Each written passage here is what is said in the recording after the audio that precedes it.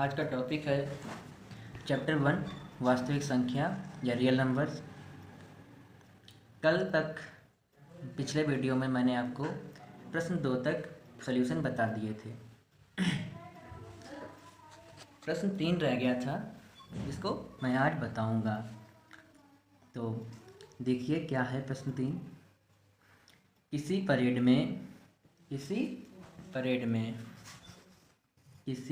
Parade में 616 कितने 616 सदस्यों वाली एक सेना किसी परेड में 616 सदस्यों वाली एक सेना की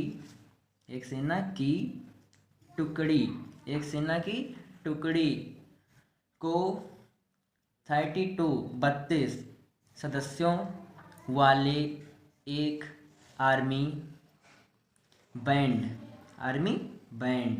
के पीछे मार्च करना है। मार्च का मतलब परेड करना है भाई, मार्च और परेड बात एक ही होती है।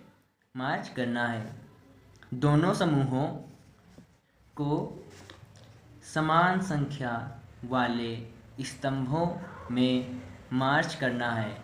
ठीक, अब क्या पूछ रहा है, उन स्तंभों की अधिकतम संख्या क्या है जिसमें वे मार्च कर सकते हैं। क्या कह रहा है क्वेश्चन बच्चों, फिर से ध्यान से पढ़िए कि किसी परेड में 616 सदस्यों वाली एक सेना की टुकड़ी को 32 सदस्यों वाले एक आर्मी बैंड के पीछे मार्च करना है। मतलब 616 सदस्यों की एक अलग सेना है, टुकड़ी है, ठीक है, झुंड है, उसको जो है 32 सदस्यों का झुंड है आर्मी की सेना का, ठीक है, उसके पीछे मार्च करना है 616 वाली सदस्यों को। ठीक है, जो 32 सदस्य हैं ये बैंड बने हुए हैं, ठीक, और 616 हैं ये उनके पीछे मार्च कर रहे हैं, मतलब परेड कर रहे हैं। ठीक है, वही क्वेश्चन कह रहा है, ध्यान से पढ़ना। किसी परेड में 616 सदस्यों वाली एक सेना की टुकड़ी को 32 सदस्यों वाले एक आर्मी बैंड के पीछे मार्च करना है। ठीक, कहाँ 32 सदस्यों वाले एक आर्मी बैंड के पीछे मार्च करना है, किसको, 616 सदस्यों वाली एक सेना को। ठीक है, दोनों समूहों को समान संख्या वाले स्तंभों में मार्च करना है। अब क्वेश्चन कह रहा है कि दोनों समूहों को मार्च करना है। कौन से दोनों समूहों को, 616 और 32 दोनों समूहों को मार्च करना है। अब दोनों समूहों को परेड करनी है। क्वेश्चन कह रहा है, ऐसा मैं नहीं कह रहा, कि दोनों समूहों को समान संख्या वाले स्तंभों में मार्च करना है। ठीक, अब क्वेश्चन पूछ रहा है, बता रहा है कि हमें ज्ञात क्या करना है। इस क्वेश्चन में कह रहा है कि उन स्तंभों की अधिकतम संख्या क्या है जिसमें वे मार्च कर सकते हैं। वो जो ये कह रहा है क्वेश्चन कि दोनों समूहों को समान संख्या वाले स्तंभों में मार्च करना है, तो बस उन्हीं समान संख्या वाले स्तंभों की उन अधिकतम संख्या क्वेश्चन पूछ रहा है। ठीक है, देखो कह रहा है कि नहीं, उन स्तंभों की अधिकतम संख्या क्या है जिसमें भी मार्च कर सकते हैं। तो ठीक है, बहुत इजी क्वेश्चन है, ध्यान से समझिएगा तो सब समझ में आ जाएगा।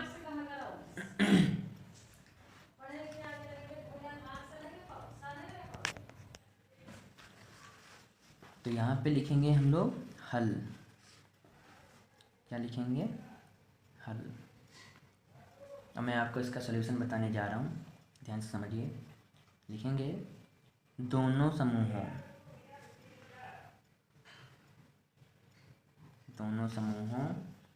के सदस्यों के समान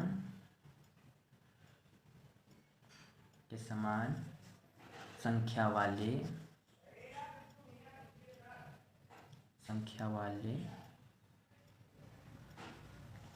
दो स्तंभों की अधिकतम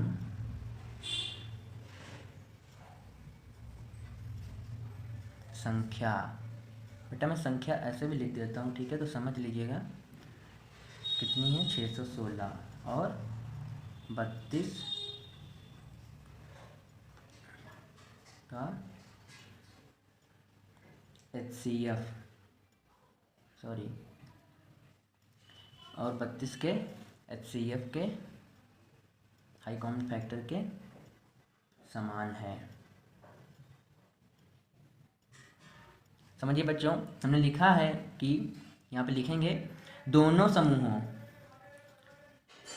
समूहों के सदस्यों के समान संख्या वाले दो स्तंभों की अधिकतम संख्या 616 और 32 के HCF के समान है। तो हम क्या करेंगे यहाँ पे, इसीलिए ये चिन्ह होते हैं बच्चों, इसलिए 616 और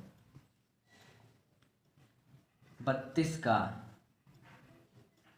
HCF ज्ञात करने पर,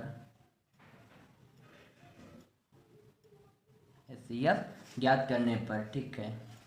तो और इसका HCF कैसे ज्ञात करना है, ऐसे कॉमन तरीके से कोई भी नहीं ज्ञात कर सकते हैं। इसका जो HCF ज्ञात करेंगे वो हम यूक्लिड प्रमेय द्वारा ज्ञात करेंगे, ठीक है। और यूक्लिड प्रमेय का मैंने पहला ही वीडियो बनाया है, अगर आप लोगों ने नहीं देखा है, जिसने नहीं देखा है तो वो पहले उस वीडियो को देख ले और फिर इसको देख ले, तो उसे और अच्छे से समझ में आ जाएगा, ठीक है। तो ये आगे करते हैं। 616 इक्वल टू 32 इंटू 19 प्लस 8, ओके, ठीक है। अगर आपको ये चीज़ नहीं समझ आई है, मैंने यहाँ पे 616 को तोड़ा है, किसके द्वारा, यूक्लिड प्रमेय द्वारा। इसको तोड़ना मैं आसान सा तरीका आपको बताता हूँ। चलिए इधर बता देता हूँ, रफ वर्क है ये, रफ कार्य। तो इधर आप लिखेंगे 32 616, फिर इधर लिखेंगे 32 को 19 बार पढ़िए, 32 को 19 बार पढ़िए तो कितना आएगा, 608 आएगा। अभी यहाँ पर 601 सॉरी 08, ठीक है। 16 में से 8 गया, 8 आया, क्या बचा, रिमाइंडर, शेषफल 8 बचा है, ठीक है। भागफल 19 आया है। तो यही हमने यूक्लिड थ्योरम में पढ़ा था कि जो भागफल होता है वो इनटू में चला जाता है, भागफल होता है वो इनटू में चला जाता है, किसके, भाजक के। भाजक कौन है, 32 है, भाजक 32 है, ठीक है। और भाज्य है 616। तो ये जो भागफल होता है ये भाजक के गुणे में चला जाता है, और शेषफल होता है वो भाजक इंटू भागफल और प्लस शेषफल हो जाता है, ठीक है। ये शेषफल होता है वो भाजक और भागफल में ऐड हो जाता है, प्लस हो जाता है, ठीक है। चलिए आगे देखते हैं। अब बेटा क्या हुआ यहाँ पे कि मैंने यहाँ पे यूक्लिड थ्योरम तो लगा, यूक्लिड थ्योरम का मैंने एक नियम आपको बताया था कि जब तक शेषफल 0 नहीं हो जाता है तब तक यूक्लिड थ्योरम का आप उपयोग करते रहेंगे क्वेश्चन में। तो यहाँ पे ये शेषफल 8 आया है, तो यहाँ पे लिखेंगे कि 8 does not equal to 0, 8 does not equal to 0 मतलब 8 0 के बराबर नहीं है, मतलब अभी रिमाइंडर या शेषफल 0 नहीं आया है। इसीलिए 8 और 32 से। अब बेटा इस पे दोबारा जो है हम लोग यूक्लिड थ्योरम लगानी है, यूक्लिड प्रमेय लगानी है। तो वही सेम वही तरीका अपनाना है। 32 इक्वल टू, अब यहाँ पे बेटा 32 क्या है, अभी मैंने बताया था ना, 32 होता है भाज्य, ठीक, क्या है, 32 भाज्य है। अब यहाँ पे ये 8 क्या है, अच्छा बच्चों क्या है, ये 8 भाजक है, ठीक, 8 ये भाजक है। यहाँ पे इनटू में क्या आता है, क्या बताया था, भागफल आता है ना, ठीक, भागफल आ गया। अभी प्लस शेषफल यहाँ पे आता है, और शेषफल इसमें कुछ बचा ही नहीं, 0 है, मतलब क्वेश्चन सॉल्व हो गया है। तो बेटा यहाँ पे अभी मैं ऐसे ही करके दिखा दे रहा हूँ, आपको डाउट क्लियर हो जाए आपका पूरा। 8 32, ठीक है, 8 4 32, 8 चौको 32, ठीक है, 0 आ गया शेषफल 0 आया, देख लीजिए शेषफल 0 आ गया। इसका मतलब है क्वेश्चन सॉल्व हो गया। मैंने क्या बताया था, यूक्लिड थ्योरम तब तक लगाई जाती है क्वेश्चन में जब तक शेषफल 0 ना हो जाए। शेषफल 0 हो जाए तो समझ लीजिए आपका आंसर आ गया। अब आपको यूक्लिड थ्योरम नहीं लगानी है, था R = 0, राइट। देन यहाँ पे लिखेंगे अतः स्तंभों की अधिकतम संख्या, स्तंभों की अधिकतम संख्या